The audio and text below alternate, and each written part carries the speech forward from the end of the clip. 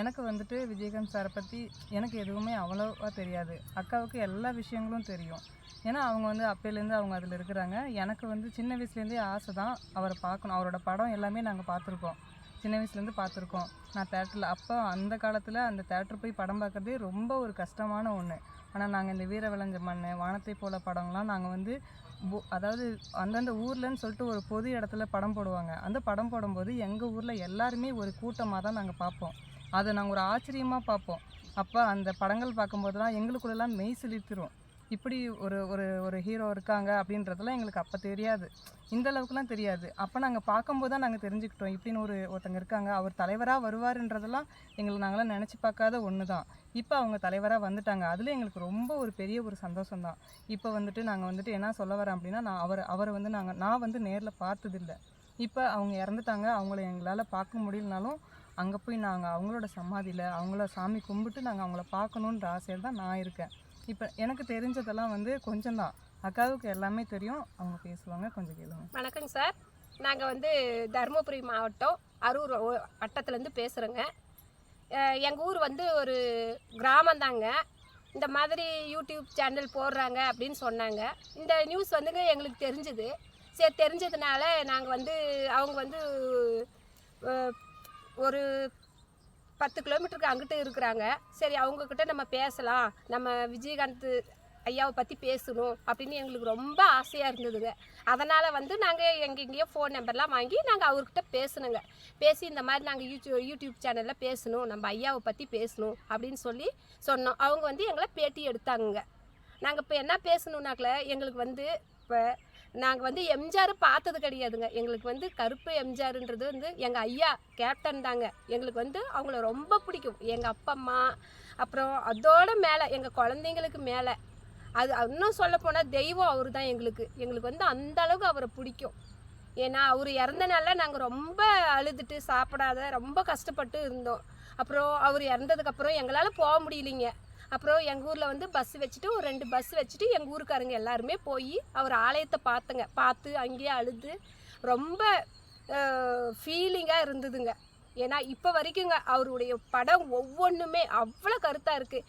நம்ம வானத்தை போல், இன்னும் சொல்ல போனாக்கில் வானத்தை போல், வல்லரசு, அப்புறம் படம் வந்து அவர் கருமேட்டு கருவாயன், அப்புறம் மாநகர காவல், இந்த மாதிரி எந்த படமே மறக்க முடியாத படங்க. அவர் படம் ஒவ்வொன்றும் அரசியலில் இருக்குது.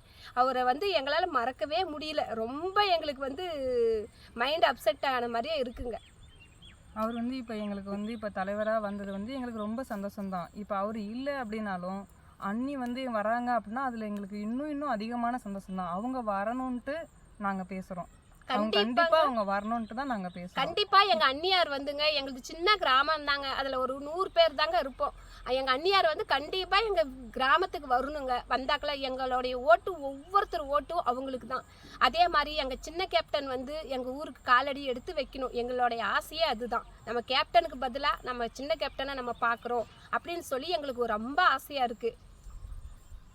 இப்போ ஒரு 10 பேர் இன்றைக்கி வந்துட்டு இப்போ இவங்களுக்கு வந்துட்டு நம்ம அரசியலில் வந்துட்டு இவங்களுக்கு வந்து உதவி செயலாளராக இவங்க கொடுத்துருக்கும்போது இது வந்து எங்களுக்கு ஒரு பெரிய நன்றி தான். இந்த ஒரு சின்ன கிராமத்தில் இவங்களை வந்துட்டு உதவி செயலாளராக கொடுத்துருக்காங்க அப்படின்னா எங்களுக்கு வந்து அது பெரிய ஒரு சந்தோஷம், ஒரு மகிழ்ச்சியை தான் எங்களுக்கு கொடுக்குது.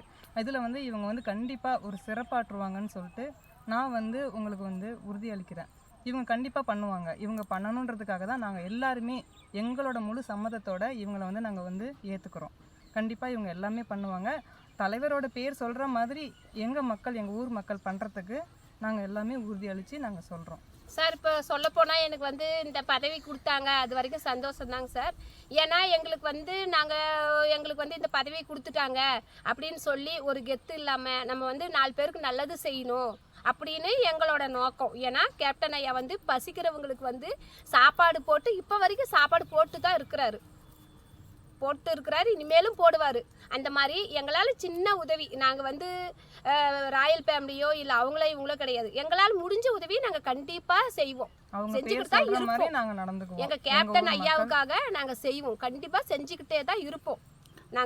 நீங்கள் என்ன வேலை செய்கிறீங்கம்மா? நாங்கள் வந்து கூலி தாங்க செய்கிறோம். ஏன்னாக்கல எங்களுக்கு வந்து எங்கள் வீட்டில் வந்து வெளியில் திருப்பூரில் இருக்காரு.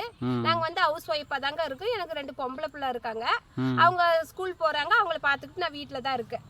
தோட்டத்தை வேலை செஞ்சுட்டு நான் வீட்டில் இருப்பேன். அப்படிங்களா? ஆமாங்க. அப்பா அம்மாவோட இருக்கீங்க? தனியாக தாங்க இருக்கோம். அப்பா அம்மா இருக்காங்க, தோட்டத்தில் இருக்காங்க. நான் ஊருக்குள்ளார தனியாக இருக்கோம். நாங்கள் குழந்தைகளை பார்த்துட்டு நாங்கள் தனியாக சேனல் பார்த்துட்டு தான் நாங்கள் வர சொல்லி சொன்னோம். நாங்கள் தான் நிறையா சொன்னோம். விஜயகாந்த் சாரை பற்றி நீங்கள் நிறையா பேசுறீங்க பண்ணுறீங்க அப்படின்னு சொன்னதான் சரி ஐயாவை பற்றி நாங்களும் பேசணும் அப்படின்னு தான் நான் உங்களுக்கு நாங்கள் இன்ஃபார்ம் பண்ணி உங்கள் நம்பரை கண்டுபிடிச்சி உங்களை நாங்கள் இன்ஃபார்ம் பண்ணி எங்களுக்கு ரொம்ப ரொம்ப ஆசை. கேப்டனை பற்றி ரொம்ப பேசணும்.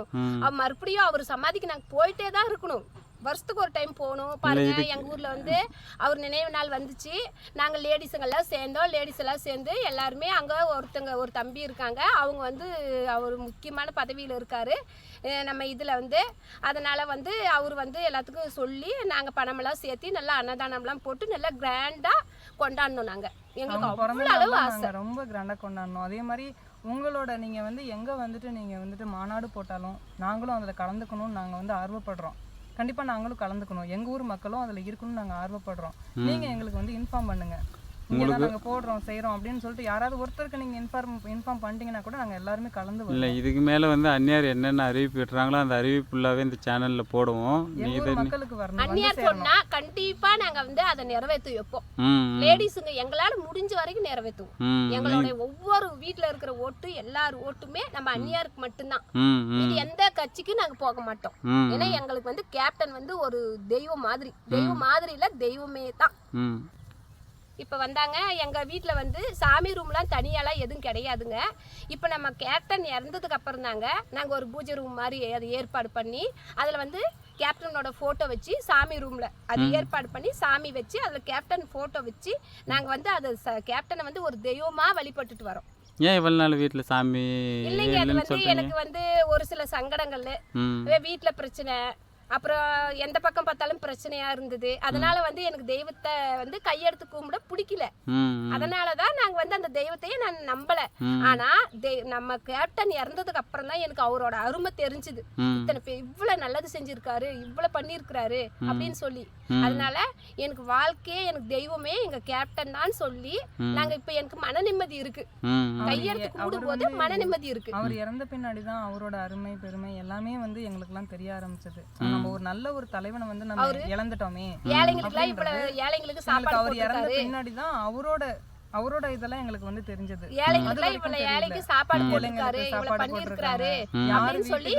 ரசிகர் மன்றத்திலேயே யாரு வீட்டுக்கு போனாலுமே அவங்கள வந்து ஃபர்ஸ்ட் சாப்பிடுங்கன்னு சொல்லி சாப்பாடு போட்ட பின்னாடிதான் அவங்க கிட்ட பேச்சுவார்த்தையே நடத்துவாருன்னு சொல்லிட்டு நாங்க கேள்விப்பட்டிருக்கோம். அதுக்கு வரைக்கும் எங்களுக்கு எதுவுமே தெரியாது. அவர் இறந்த பின்னாடிதான் அவரோட வரலாறு, அவரோட ஹிஸ்டரி எல்லாமே நாங்க பார்க்கும்போதுதான் ஒவ்வொரு யூடியூப்ல உங்களோட யூடியூப்லயும் நாங்க பாத்துருக்கோம். நிறைய யூடியூப்ல ஒண்ணுமே இல்லைங்க. இப்ப நாங்க டிவி இப்ப நாங்க வந்து பெரும்பாலும் வந்து நாங்க ஜி தமிழ் சேனல் தான் பாப்பங்க. பார்த்தாக்கல அதுல வந்து ஜி தமிழ்ல வந்து 100 மூட்டை அரிசி வந்து ஃப்ரீயா கொடுத்துருக்குறாங்க. ஏன்னா நம்ம வந்து கேப்டன் இருந்தாரு. இப்ப அவர் இருக்கும்போது யாரும் வந்து கொடுத்தது கிடையாது. இப்ப வந்து நம்ம கேப்டன் வந்து இப்ப நிறைய ஏழைங்க வந்து சாப்பிட்றாங்கன்னு சொல்லி 100 மூட்டை அரிசி வந்து ஜி தமிழ்ல வந்து அங்க வந்து ஃப்ரீயா கொடுத்துருக்குறாங்க. எனக்கு ரொம்ப சந்தோஷமா இருந்ததுங்க. அதை பார்க்க உடம்பே புல்லரிச்சு போச்சு. நானே அழுதுருக்கிறேன். அவங்க பண்ணது ஜி தமிழ் ப்ரோக்ராம் பார்த்துட்டு அழுதுருக்கிறேன் நான். அது எப்பனாக்கல நம்ம விஜயகாந்த் கேப்டனோடைய நினைவு நாளுக்கு கொடுத்தாங்க 100 மூட்டை அரிசி. ஆமாங்க. நான் கூட ஒரு ஆச்சரியமான ஒரு கொஸ்டின் ஒன்று கேட்டேன். அது என்ன அப்படின்னா, இவங்க வந்து இறந்த நாளுக்கெல்லாம் சாப்பாடு செஞ்சு போட்டாங்க. எனக்கு அது தெரியல. அப்போ நான் என்ன கேட்டேன்னா, அவர் பிறந்த நாளை தானே கொண்டாடணும், எதுக்கு இறந்த நாளை வந்து இப்படி கொண்டாடுறீங்க அப்படின்னு கேட்கும்போது இவங்கெல்லாம் சொன்ன ஒரே வார்த்தை என்னன்னா, அவர் உயிரோடு இருக்கும்போது எல்லாருக்கும் பசி ஆறணும். யாரும் பசின்னு வந்து இருக்கக்கூடாது.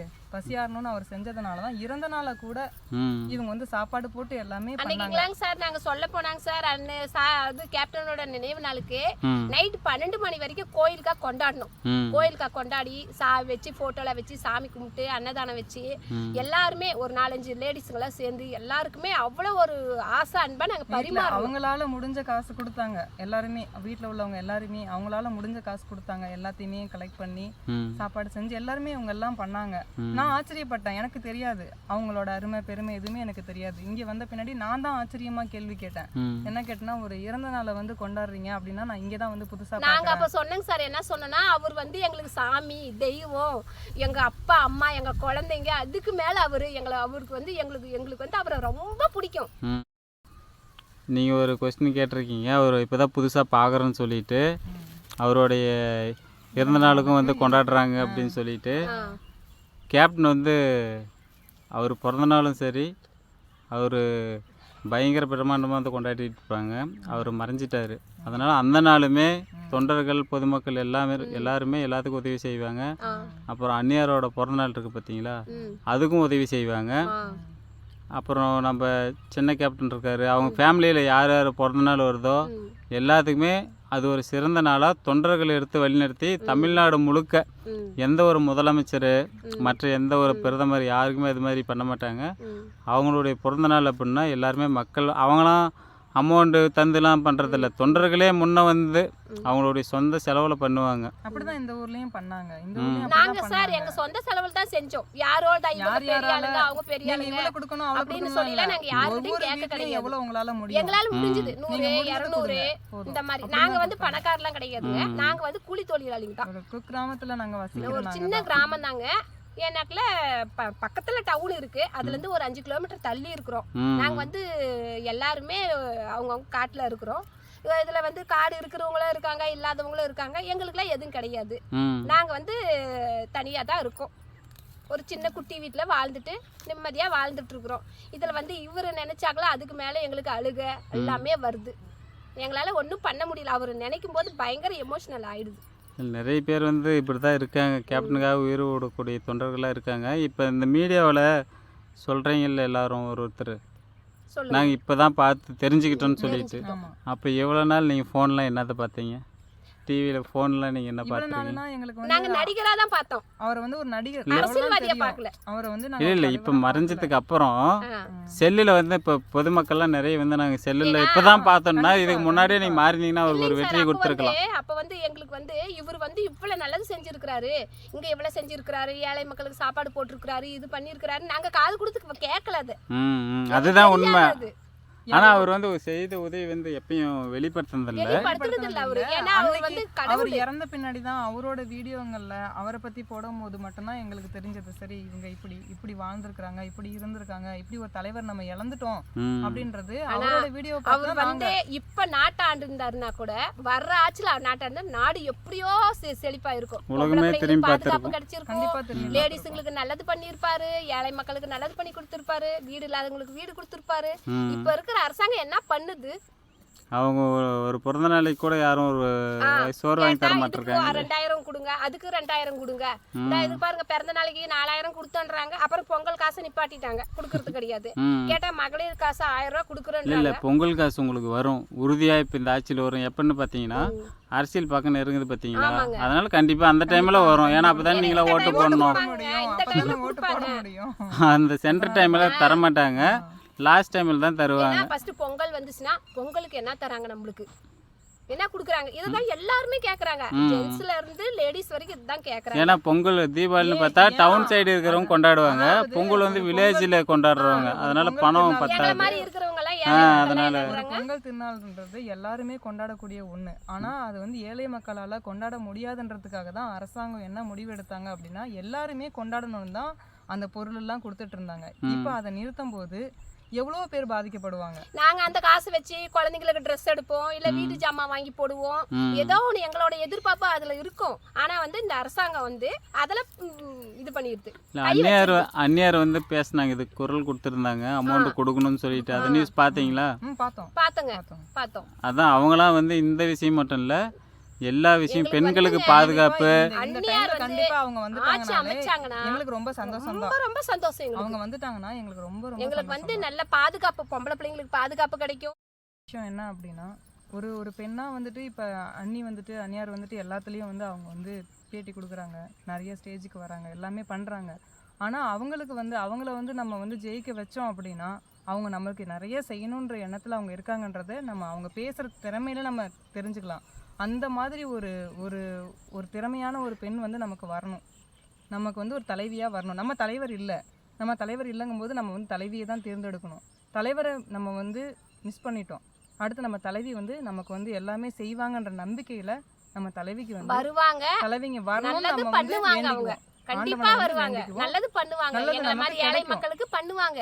ஏன்னா நாங்களாம் 2 பொம்பளை பிள்ளைங்களை வச்சுருக்கிறோம். வில்லேஜில் இருக்கிறோம், பொதுவாக வில்லேஜில் இருக்கிறோம்.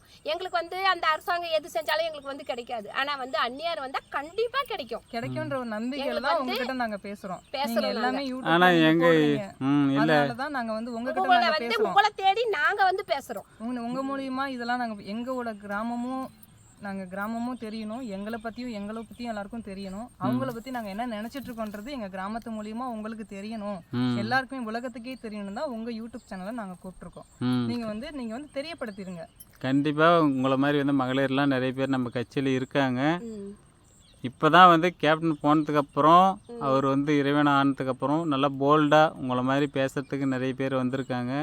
நாங்க இன்னுமே அவங்கள பத்தி பேசுறதுக்கு நாங்க வந்து இன்னுமே நாங்க ரெடியா இருக்கோம். எங்களை வந்து மாநாட்டுக்கு எல்லாத்துக்குமே எங்களை வந்து நீங்க இன்ஃபார்ம் பண்ணி பாருங்க, இப்பதான் பொறுப்பு கொடுத்துருக்காங்க. இங்கே ஏதாச்சும் மீட்டிங்னா சொல்கிறீங்க, மீட்டிங்கில் கண்டிப்பா நாங்க தலைவரை கண்டிப்பா பத்தி பேசுவோம், அவரை பத்தி பேசுறதுக்கு நாங்க பேசுவோம். ரெடியா இருக்கோம். ஏன்னா இப்ப நாங்க இனிமேல் தான் பேச ஆரம்பிப்போம். அவங்கள பத்தி வெளியே வரேன். இப்போ தான் நாங்கள் வெளிய கேப்டனை வரோம், பத்தி நாங்க பேச கிராமத்துல இருந்து கொஞ்சம் கொஞ்சமா வெளியே வரோம். நம்ம அந்நியாரை பத்தி நம்ம பேசணும், நம்ம கேப்டனை பத்தி பேசணும், அந்த தெய்வத்தை பத்தி பேசணும் அப்படின்னு எங்களுக்கு ஒரு ஆசை. ஆனா எங்களுக்கு வந்து எந்த இதுமே அந்த வாய்ப்பு இல்ல. இப்ப இந்த யூடியூப் சேனல் மூலமா கண்டிப்பா எங்களுக்கு வந்து ஒரு நல்லது நடக்கும் அப்படின்னு எங்களுக்கு ஒரு ஆசை. அது வந்து யூடியூப் சேனலில் சொல்கிறீங்க. ஆனால் அதோட முழுக்க காரணம் என்னன்னா அந்நியாரு இல்லை, ஆ, கேப்டனோட ஆசீர்வாதம் உங்களுக்கு கண்டிப்பா இருக்கு. கிடைக்கும். அதனால தான் இன்னைக்கு நான் வந்து உங்களை யூடியூப்பில் ஒரு வீடியோ எடுக்கிறதே கடவுளே. கேப்டனோட ஆசீர்வாதம் உங்களுக்கு இருக்கிறதுனால தான் நானும் வந்து வீடியோ எடுத்திருக்கேன். அவரோட ஆசீர்வாதம் எனக்கு கிடைச்சிருக்கு. அதனால தான் நானும் வந்திருக்கேன். நீங்களும் அவரை பற்றி பேசக்கூடிய ஒரு வாய்ப்பு கடவுளுங்க சார் கிடைச்சிருக்கு. அவரு. எத்தனை பேருக்கு அவர் நல்லது செஞ்சிருக்காரு, எத்தனை பேருக்கு சாப்பாடு போட்டிருக்காரு, ஏழை எளிய மக்களுக்கு எல்லாம் சாப்பாடு போட்டிருக்காரு, கண்டிப்பா வயிறார அவங்க வந்து போட்டிருக்காரு. வெற்றி அடையறதுக்கு எங்களோட துணை வந்து கண்டிப்பா எப்பவுமே இருக்கும். கண்டிப்பா நாங்க வந்து உறுதியா இருப்போம். நாங்க ஒருத்தருக்கு ஒருத்தர் எங்கனாலும் எங்களை ஹெல்ப் கூப்பிட்டீங்கன்னா நாங்க பண்ணுவோம். கண்டிப்பா வருவோம் நாங்க. கண்டிப்பா நாங்க பேசுவோம். எங்க தலைவருக்காக நாங்க பேசுறதுக்கு ரெடியா இருக்கோம். ஏன்னா மக்களுக்காக செத்தேன்னு சொன்னால் அது நான் இருந்துட்டு போகிறேன்னு சொல்லிட்டு அது மாதிரி யாரும் சொல்லியிருக்க மாட்டாங்க. அவர் வந்து நம்மளை நம்பி தான் அவங்க ஃபேமிலியே இருக்குது. மக்களுக்காக தான் ஒன்றும் தியாகம் பண்ணிகிட்டே இருக்காங்க. அவர் சொல்றாரு மன்னிப்புன்ற வார்த்தை எனக்கு பிடிக்காதுன்றாரு ஃபர்ஸ்ட். ஏன்னா அவர் சொல்லியிருக்காரு, நான் போனால் என்ன என்னுடைய பிள்ளைகள்லாம் பார்த்துக்க மாட்டேங்கிறான்லாம் சொல்லியிருக்காரு. அதுக்கு வந்து நம்மளாம் வந்து இப்போ எங்களை மாதிரி இருக்கிறவங்க எல்லாம் சார் பல பேர் சேர்ந்தாதான் அவங்க பிள்ளைய நம்ம பார்த்துக்க முடியும். ஒரு படத்தில் பார்த்துருப்பீங்க, கேப்டனோட ஒவ்வொரு வீட்லேயும் வந்து ஒரு சீன் இருக்கும். போகும்போது இவர் வந்து எங்கள் பிள்ளை ரேஷன் கார்டில் எல்லா ரேஷன் கார்ட்லேயும் ஒரு பேர் இருக்கும். அது மாதிரி வந்து அந்நியாரும் நம்மளுடைய குட்டி கேப்டனும் அப்புறம் நாளை சூப்பர் ஸ்டார் அவர் தான் கேப்டன் படத்தில் நடிக்கிறாரு. அவர் வந்து எங்க கருப்பு தங்கம் அவரு. நிலா சொல்ல முடியாத வார்த்தைகள். இவர்களாம் எல்லாத்துக்கும் உங்களுக்கு நாங்கள் வந்து காலடியில் என்றுமே உதவி செய்து கொண்டிருப்போம் என்று சொல்லி நன்றி தெரிவித்துக் கொள்கிறேன். நீங்கள் பேட்டி எடுத்ததுக்கும் நன்றி. நீங்கள் எப்போனாலும் நம்மளை கான்டாக்ட் பண்ணுங்க. எங்க கேப்டன் என்றென்றும் வாழணும். கண்டிப்பா கேப்டன் குடும்பம் அவருக்கு அழிவே கிடையாது. சரிங்க சார். மனிதனாக இருந்தால் அவர் இதை சொல்ல முடியாது. அவர் தெய்வம், அவர் இப்போ தெய்வ பிறவி. அதனால ஒரு அதிசய பிறவி தான் கேப்டன். நாங்கள் வந்து வருஷம் போகணுன்னு எங்களுக்கு ஆசைங்க. கண்டிப்பாக வாங்க. ஆனால் கூட்டத்தில் நீங்கள் சமாளித்து நல்லா பார்த்தீங்கன்னா உங்களுக்கு கண்டிப்பாக அவர் வந்து ஆசீர்வாதம் இருக்கும். நீங்கள் ஒவ்வொரு டைமும் அது திருவிழா மாதிரி இருக்குது. நீங்கள் போயிட்டு எல்லாருமே பாருங்கள். நீங்கள் என்னோட கருத்து ஏதோ கடவுளை கும்பிடுவீங்க, அங்கே போய் கும்பிட்டு பாருங்கள், நிச்சயமாக நடக்குது. வேண்டிக்கிறோம். நன்றி. நீங்கள் பேட்டி கொடுத்ததுக்கு ரொம்ப நன்றி. காலண்டர் எங்கள் வீட்டில் இருக்கு. தூங்கி எந்திரிச்சு இப்படி திரும்பி பார்த்தோம்னா அவர் ஃபோட்டோவை பார்த்துட்டு தான் நாங்கள் எந்திரிச்சு வெளியில் வரோம். கேப்டனோட காலண்டர் தான் வீட்டில். கண்டிப்பாங்க. உண்மை அதுதாங்க. நாங்கள் போய் சொல்ல விரும்பலைங்க. சத்திய வாக்கு அதுதான். அவர் முகத்தை பார்த்துட்டு அந்நியார் முகத்தையும் அவர் முகத்தையும் பார்த்துட்டு தான் நாங்கள் எந்திரிக்கிறோம் காலையில் டைமில். நாங்கள் அந்த கடவுளை கூட நினைக்கிறது கிடையாது. ஓகேங்க, ரொம்ப நன்றி. உங்களுக்கு கேப்டனோட ஆசீர்வாதம் கிடைச்சிருக்கு. கண்டிப்பாக எல்லாத்துக்குமே கேப்டனோட அவர் நேசிக்கூடியது கேப்டனோட ஆசீர்வாதம் பண்ணிட்டு தான் இருக்காரு. ரொம்ப நன்றி. மீண்டும் சந்திப்போம் நாம. ஓகே, நன்றிங்க சார். நன்றி.